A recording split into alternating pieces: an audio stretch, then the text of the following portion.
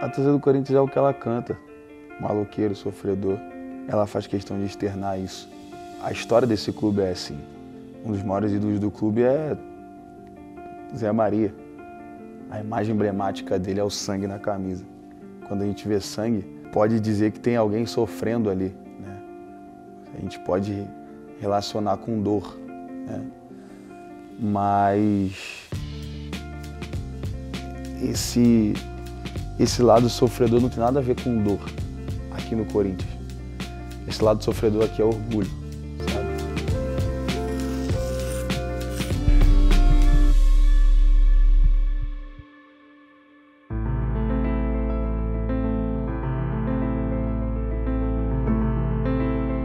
Minha infância eu lembro pouquíssimas coisas. Tenho um probleminha de memória assim para lembrar das coisas. Mas cheguei para treinar como se fosse um dia comum e o goleiro faltou. E eu com 5 anos de idade, eu viro pro treinador na época, eu falei, ô tio, eu posso agarrar? E aí nesse primeiro dia, o diretor do Vasco, lá na época, chama o meu pai, pergunta lá quem era o pai daquela criança grande, e eu sempre fui maior que todos os outros, já era normal já. E aí o diretor chega, pergunta ao meu pai se apresenta, não, eu sou o pai dele e tal. Ele falou, isso no primeiro dia. E aí ele vira pro meu pai e fala, seu filho vai ser goleiro. E meu filho foi pro gol porque o goleiro faltou hoje. Não, teu filho vai ser goleiro. Pode deixar aqui, eu vou dar um presente pra ele. Ele foi lá dentro, na sala, pegou um uniforme de goleiro e falou assim, a partir de agora teu filho vai ser goleiro, pode deixar que a gente vai preparar ele para ser goleiro. Essa talvez seja uma das memórias mais emblemáticas aí da minha infância, porque foi na infância, eu tinha 5 anos de idade. Eu sempre gostei muito de pipa, gostava de soltar pipa. Meu pai me ensinou a soltar pipa muito novo, não a jogar bola. E quando eu comecei a jogar bola eu já gostava muito de pipa. Mas vieram um sonho do meu pai, que tentou jogar bola, e os filhos, que são meus irmãos mais velhos, tentaram jogar bola. E eu, que até os meus 5 anos de idade nem sabia o que era futebol direito, só por causa da paixão do meu pai pelo futebol, graças a Deus comecei a jogar bola e tem dado certo aí na minha carreira.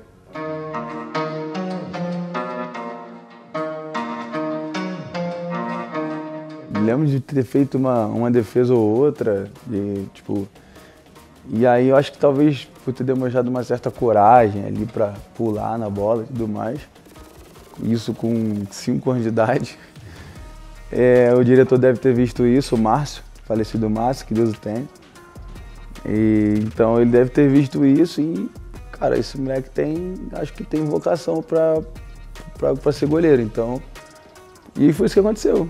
E aí, porque eu me lembro é isso, eu lembro quando eu cheguei em casa, meu pai me entregou o uniforme de goleiro, falou, você vai treinar para ser goleiro? Eu falei, tá bom, se é isso, vamos embora. E essa, com certeza, é algo que ficou marcado para mim, que foi o dia que eu virei goleiro. E eu lembro exatamente como foi. Eu tenho 1,96 de altura, sou um cara grande, só que desde a minha infância, todo lugar que eu ia, eu era o maior. Então, acho que essas coisas fizeram com que essas pessoas olhassem de fora e entendessem que minha vocação era para ser goleiro.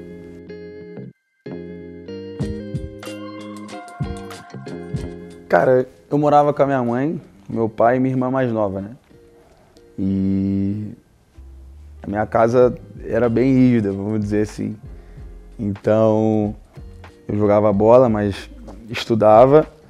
E até porque com 5, 6 anos de idade, 7 anos de idade, 8 anos de idade, é só criança. Então até o futebol que a gente está competindo, que eu tinha a oportunidade de estar vestindo uma camisa já grande, então assim, tudo isso era uma brincadeira, né? Até então tudo isso era, tô colocando meu filho para praticar esporte, né? Mas com o passar de alguns anos, que não demoraram muitos anos, toda essa brincadeira, tanto meu pai quanto a minha mãe perceberam que era um caminho que poderia mudar o rumo da nossa vida ali. Eu tinha acabado de ser campeão carioca no futsal pelo Vasco e eu tinha sido o melhor goleiro da competição. O Flamengo ligou para o meu pai, pediu para eu me apresentar na Gávea, para eu começar a treinar o futsal no Flamengo. Então a gente foi e aí começou a minha trajetória no Flamengo, com 10 anos de idade. Então isso foi uma realização para eles. Meu filho hoje joga no Flamengo, que é o time do coração. Meu pai pergunta o pessoal da direção e fala, quero saber quando que o Hugo começa a fazer os testes. E aí o diretor, que na época era o Tito, e depois virou o Luiz Antônio e tal, virou e falou, não, o Hugo não vai fazer teste. A gente está trazendo o goleiro que acabou de ser campeão em cima da gente. E ele já está no grupo. E o Hugo vem para jogar, a gente quer que ele venha, jogue, seja titular e mostre o que ele mostrou contra nós. E meu pai ficou feliz com aquilo e meu pai falou assim, cara, fico muito feliz, meu filho está novamente jogando num clube grande, clube do coração da família e tudo mais. Mas quais são os dias de treino? E aí o diretor passou tudo para ele e aí chegou na parte delicada, né? Ele falou, cara, não queria falar isso, mas eu preciso te falar, mas para eu trazer o meu filho para treinar, eu preciso de ajuda. Para eu trazer ele hoje, eu precisei pegar dinheiro emprestado para pagar a passagem e eu só queria que vocês pudessem me ajudar com a passagem dele, não quero mais nada além disso. Se vocês puderem pagar só a dele, ele vem sozinho, ele dá o jeito dele, eu dou o meu jeito de arrumar a minha, e se eu não arrumar a minha, ele vem sozinho. E aí o diretor falou assim, não, a gente não pode deixar de ajudar vocês, mas a gente vai ver o que a gente pode fazer, porque a gente não dá dinheiro para o atleta. Mas a gente vai achar uma forma de ajudar. E foi quando eles deram 2 Gil Cards, né, que são 2 cartõezinhos que passavam no ônibus, cada um com certo valor, que era exatamente o valor que dava de passagens e dos dias que eu tinha para treinar. Um cartão para mim e um cartão para o meu pai. E foi assim que eu comecei minha trajetória no Flamengo.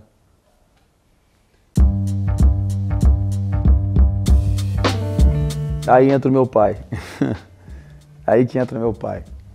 Ele me fez entender isso desde novo, né? Nessa transição de Vasco, Flamengo, corte de custo, falta das coisas dentro de casa, futebol, meu pai entra e engloba tudo isso num pensamento só. Ele fala, e ele sempre deixou claro pra mim, tu vai realizar nosso sonho. Não tô colocando esse peso em cima de você, longe de mim.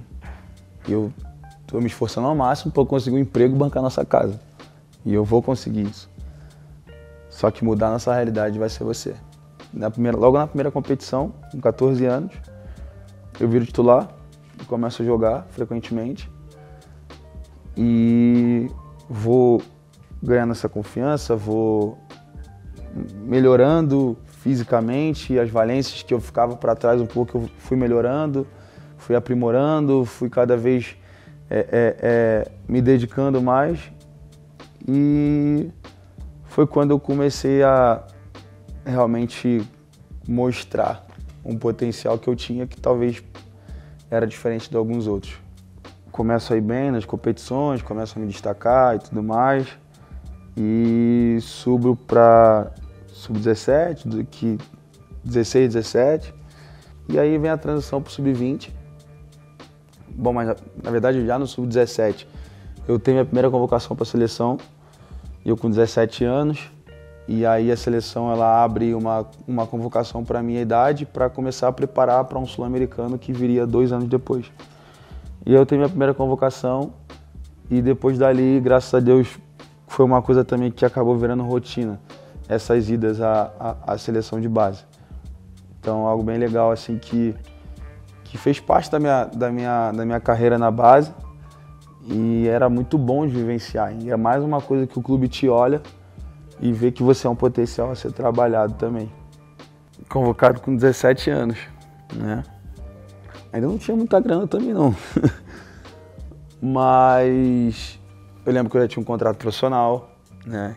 Já recebia ali um salário mínimo, né? Salário mínimo não, era perto disso, era R$ 1.200, que já era o que bancava minha casa, mas já era uma conseguia pelo menos pagar algumas contas. O meu pai tinha conseguido se aposentar e a gente conseguia já viver um pouco melhor, né?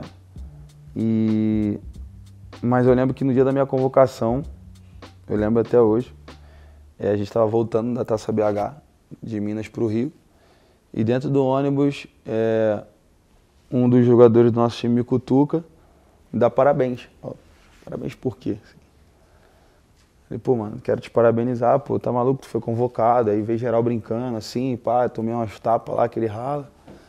Eu falei, fui convocado pra quê, mano? Aí os caras, não, saiu a convocação da seleção, você foi. Aí eu olhei o telefone, aí vi que realmente tinha saído. E aí, pô, fiquei feliz, comecei a chorar e tudo mais, mas não falei nada com a minha família, deixei chegar em casa pra falar. Aí eu lembro até hoje.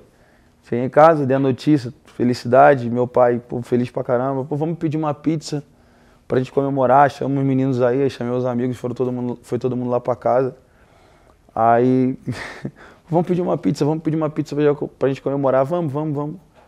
Ah, pô, pai, tu que vai pagar ele? Não tenho. Ô, mãe, você vai pagar? Não tenho. Eu falei, eu não tenho também. E aí, como é que a gente vai pedir a pizza? Sei lá, na época, 2 pizzas grandes, 4 pizzas grandes dava 50, 100 reais, não sei. E aí, eu olhei lá minha conta, eu falei, mãe, eu tenho um vintão aqui, que se a gente juntar aí, minha mãe catou a casa lá, achou umas moedas, achou uma grana. Aí um dos meus amigos ligou pro pai dele, pô, pai, me arruma uma grana aí pra gente comemorar a convocação do Hugo. Aí o pai dele deu a grana pra ele e aí a gente pediu a pizza lá e todo mundo se divertiu. E esses momentos são legais, né? Que fazem parte da trajetória, assim. A primeira convocação, comemorar da forma que a gente comemorou, com um pouquinho, né? E eu falo até hoje com meus amigos, a gente não precisa de muito para ser feliz, né? É só se comemorar, você A gente não precisa de muito para ser feliz, só da gente estar junto e é legal.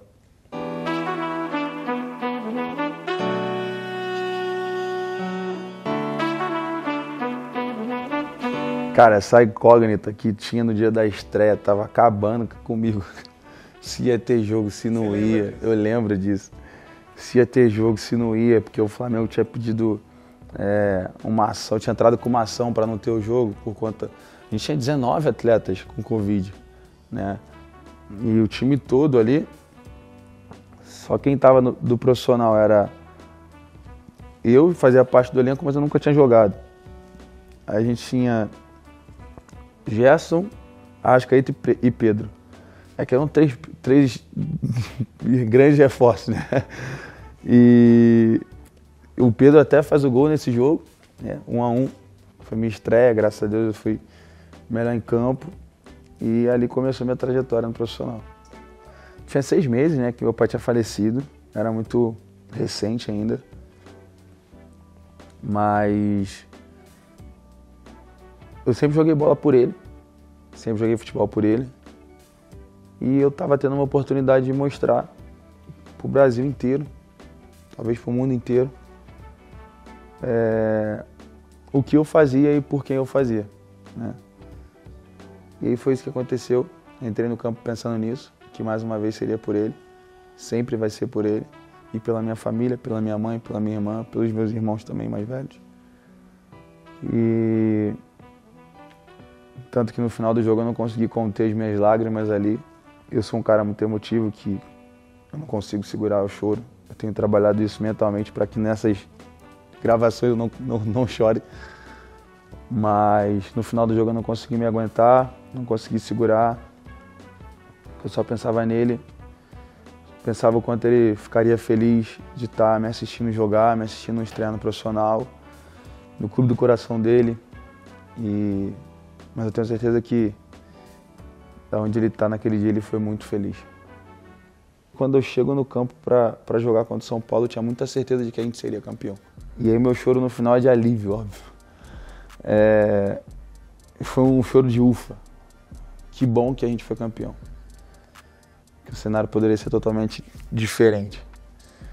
Mas depois disso acontecem inúmeras coisas e Eu jogo, vou pro banco, depois volto a jogar, depois volto pro banco e entre treinadores e treinadores. E aí vai da decisão dos treinadores, né? É óbvio que você acaba perdendo um pouco de prestígio com a torcida, diante da situação que aconteceu. E eu já tinha tido uma falha antes que ficou marcada. E a gente sabe como é o futebol brasileiro, a gente sabe como são as pessoas preferem focar no que você fez de mal uma vez do que focar nas 500 vezes que você acerta. O olhado das pessoas para você é todo 100% pelo que você faz dentro do campo. Você faz as coisas de bem dentro do campo, é isso que vai medir a régua das pessoas. A régua de tá bom, tá ruim é o que você faz dentro do campo. Se você é um cara bom ou não, se você é um cara legal ou não, é o que você faz dentro do campo. Hoje em dia a gente tem redes sociais para mostrar um pouco mais daquilo do nosso lado pessoal, nossa rotina, nossa família. E então as pessoas entram um pouco mais dentro do nosso dia a dia. Mas não são todas, né? Eu jogo num clube que tem quase 40 milhões de torcedores. E não são todos eles que acompanham a minha rotina no meu Instagram. Mas são todos eles que acompanham o que eu faço dentro de campo. Então, a régua, ela é medida pelo que você faz dentro do campo. E no clube também foi assim desde novo. Eu acho que é o mal do ser humano isso, normal. E a gente que joga bola tem que estar acostumado com isso, tem que aprender a lidar com isso. Porque, como eu falei lá no início, é o campo que vai falar. Então eu preciso aprender a lidar com isso porque eu só tenho uma forma de mudar isso, dentro do campo. E na verdade quando eu saí do Flamengo não foi essa a mentalidade que eu tinha, o pensamento que eu tinha de que as pessoas não gostavam mais de mim. Eu só acho que eu precisava jogar, né? Porque existiam pessoas realmente que talvez tenham mudado o pensamento sobre mim de, pô, esse cara não é uma promessa, esse cara não é um craque, esse cara não serve mais, esse cara não pode mais jogar aqui. E só tinha como mudar esse pensamento de uma forma, jogando. E eu trabalhei e fui para Portugal, joguei, e aí as coisas aconteceram não muito boas lá. O time que eu joguei acabou sendo rebaixado, porém eu individualmente fiz um campeonato muito bom. Até que Deus ele colocou na minha vida o Corinthians e as coisas vêm acontecendo da forma que vem acontecendo. Mas o meu sentimento não era de, não, as pessoas não gostam mais de mim, não. O meu sentimento era que eu precisava jogar para que eu pudesse dar a volta por cima para mim mesmo, para minha carreira, para minha vida, para minha família. Esse era o meu pensamento. Eu falava, caraca, isso aqui eu poderia ter feito diferente, isso aqui eu poderia ter feito assim. E aí foi a hora que eu falei, cara, eu não tô bem, eu tô pifando. Acho que a bateria aqui os parafusos estão começando a se bater, que eu tô precisando de ajuda. Eu não tô legal. E foi quando eu busquei essa ajuda. E aí apareceu o Vitor, que é o cara que trabalha essa parte comigo. E, bom, minha família nunca soltou minha mão, meus amigos também nunca soltaram minha mão. Todos os momentos que eu precisei, eles me ligavam. 2 dos meus amigos que convivem comigo e trabalham comigo hoje, foram lá me ver. 2 não, 3. E para me ajudar um pouco, para tentar, né? E então eu percebi que eu precisava de ajuda nesse momento, que a cabeça estava pifando e eu não conseguia me adaptar e nem não conseguia ser eu. Essa era a grande verdade. Eu deixei de ser eu mesmo por um tempo. Foi aí que eu percebi que eu precisava de ajuda. Confiança é tudo, né? Exatamente. Confiança é tudo, porque quando você tá confiante naquilo de quem você é, no seu trabalho, na sua rotina, naquilo que você abre mão, naquilo que você faz diariamente, as coisas acontecem naturalmente, né? As coisas fluem naturalmente, as coisas andam naturalmente, seja tudo bem, um dia ruim, mas as coisas estão andando para frente, sabe? As coisas estão evoluindo. Mas sem confiança você começa a duvidar de você mesmo. Foi o que aconteceu comigo. Eu duvidava se eu era bom, comecei a pensar se eu realmente era bom, comecei a pensar se eu realmente era daquele nível que eu estava vivendo. E foi quando o Vitor me ensinou uma coisa muito interessante, ele fala isso todos os jogos, antes dos jogos, e eu levo isso para minha vida, assim, que é você fazer as pessoas viverem a sua atmosfera. E eu aprendi isso, né? Eu entendia que aquele lugar não era para mim. E eu precisava viver a minha atmosfera, fazer que mesmo que num lugar menor, a minha atmosfera fosse de um lugar grande. E eu aprendi a fazer isso. Tanto que hoje no Corinthians eu tento fazer isso também. Trazer os meus companheiros para a minha atmosfera. Pro meu jeito de olhar para o jogo, de enxergar as coisas, de viver o jogo, de viver o futebol.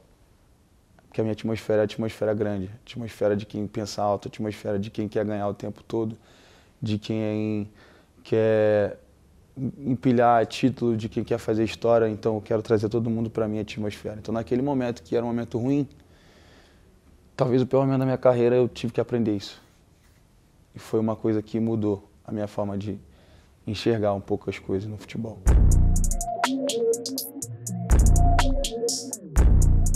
Costumo dizer que foi o casamento perfeito, né? Eu precisava do Corinthians, o Corinthians precisava de mim, e então casou.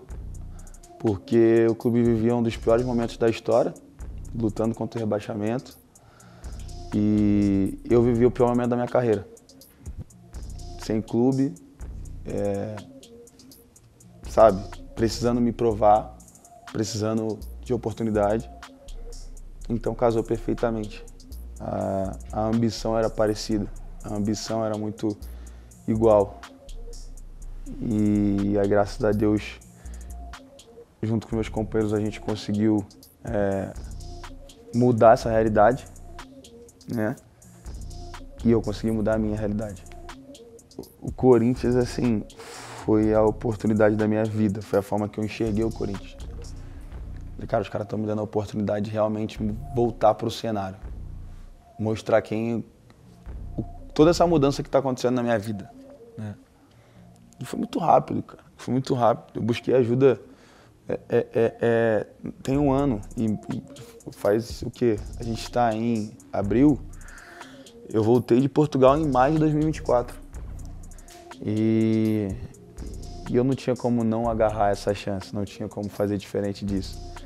Graças a Deus, desde o primeiro momento do Corinthians eu senti como era estar aqui, né? E eu lembro de uma conversa que eu tive no carro com meu parceiro. E ele falou, foi um dia que são várias notícias do Corinthians ao mesmo tempo, tudo notícia ruim. E ele me pergunta, aí, mano, já viu como é que tá lá? Eu falei, o bicho tá pegando, mano. Aí ele falou, cara, tá um caos total lá, mano, tá sinistro. E aí eu falei assim, mano, você confia em mim, mano? Ele confia. Eu falei, você confia em Deus primeiro? Confio. Eu falei, então vamos embora. Porque é no caos que a gente vai mostrar que a gente é bom. E aí foi isso que aconteceu. Porque da forma que eu fui na minha vida, sofredor também pela falta de grana, pela falta de comida, pela falta do dinheiro, a maioria dessa torcida aqui também sabe? E que mesmo assim, mesmo com essa falta, eles não deixam de estar em Itaquera, lotando o estádio, eles não deixam de estar torcendo pelo Corinthians, eles não deixam de dar a vida pelo clube, porque tem uma frase que eu ouvi quando cheguei aqui, e essa frase é muita verdade. Todos os clubes têm uma torcida, mas a única torcida que tem o clube é a do Corinthians. Porque o Corinthians é o que move a vida do torcedor. Não é o humor. Sei lá, o torcedor de outro clube, o clube perdeu, ele pode ficar triste, mudou o humor dele. Não, do Corinthians muda a vida, mano. A vida do cara muda, tá ligado? O Corinthians faz parte da vida dele, tipo, a vida dele só gira se o Corinthians girar junto. Ele faz do Corinthians a vida dele, sabe? Tipo, é impressionante, eu só consegui entender isso porque eu vejo isso todo dia. E é surreal, mano. Surreal. Eu nunca sei se vou pegar ou não, né? Eu estudo antes para tentar acertar o lado ali, acertar o canto, que eu acredito que eu com o meu tamanho, se acertar o canto, fica mais fácil de eu pegar. Para mim, como goleiro, cada pênalti que eu defendo me dá mais confiança e causa um pouco mais de respeito no adversário que vai bater, né? Então eu acho que hoje o cara que vai bater um pênalti contra mim, ele já sabe que ele precisa bater muito bem. Isso me ajuda, porque de alguma forma eu mexo no psicológico dele. Eu não tenho noção nem um pouco assim da dimensão das coisas, sabe?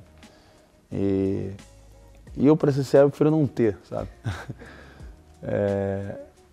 Pra mim, eu tô fazendo meu trabalho da melhor forma possível, do melhor jeito possível. Vou continuar fazendo meu trabalho, vou continuar me dedicando para ser melhor que eu mesmo todos os dias, dessa forma que eu vou pensar todo dia. E eu acho que isso não me deixa ter essa dimensão, sabe? Que também é uma parada muito bizarra, é uma parada muito grande, que eu acho também que se eu deixar também chegar a entender essa dimensão, sei lá, não dá pra você ter essa noção real. Por exemplo, o pênalti na final, eu não tinha noção. Na hora eu só peguei o pênalti e mandei meus companheiros marcar o escanteio, porque eu não queria tomar gol. Você desesperado, você querendo comemorar de você. E depois a gente é campeão e tudo mais. E hoje, até hoje, de vez em quando eu tô em casa, eu viro pra alguém e falo, caraca, eu peguei o pênalti numa final. Tipo, tipo, não dá pra ter noção. Cara, e, tipo, às vezes eu fiquei vendo vários vídeos, as reações, cara, as comunidades, as favelas assim, cheias de gente gritando, vídeo da torcida no estádio, vídeo da torcida fora do estádio, a quadra da Gaviões. Aí eu fui começando a ter um pouquinho só do tamanho do feito, sabe? Mas, se me permitem, não é pra qualquer um.